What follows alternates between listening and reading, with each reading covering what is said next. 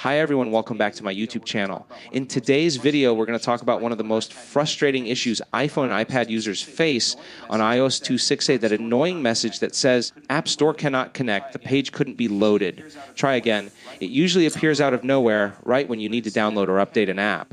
But instead of panicking or assuming something is permanently wrong with your device, the solution is often much simpler than it seems. The first thing to understand is that this error mostly appears when your device is having trouble communicating with Apple's servers. This can happen due to a weak internet connection, temporary server issues, or even a small glitch inside your iPhone's settings. So the first step is basic but important. Check your internet connection. Switch between Wi-Fi and mobile data, or toggle airplane mode on and off. You'll be surprised how often the App Store reconnects instantly after a quick network refresh. If that doesn't help, the next step is to restart your device. A simple reboot clears temporary glitches that build up over time. When the phone turns back on, open the App Store again and try loading the page. Many users find that the error disappears immediately after a restart. Another major fix is signing out and signing back into your Apple ID. Go to your App Store profile, tap sign out, then wait a few seconds and sign back in. This forces your device to reconnect to Apple's servers with a fresh session,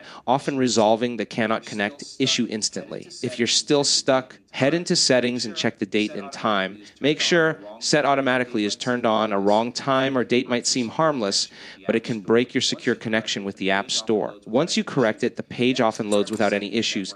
Next, try resetting your network settings. This will erase save Wi-Fi passwords, but it refreshes all your connection data. After reconnecting to your Wi-Fi, open the App Store again and see if the error is gone. Most connectivity problems disappear after this reset. Also, don't forget to check for system updates. Apple often releases small patches that fix bugs like this. Go to Settings, then Software Update, install any update available for iOS 26. A simple update can fix deep system issues that manual methods cannot. And finally, if nothing works, it may not be your device at all. Apple's servers sometimes experience downtime. Visiting Apple's system status page or waiting for a few minutes can save you a lot of stress. When the servers come back online, the App Store loads normally.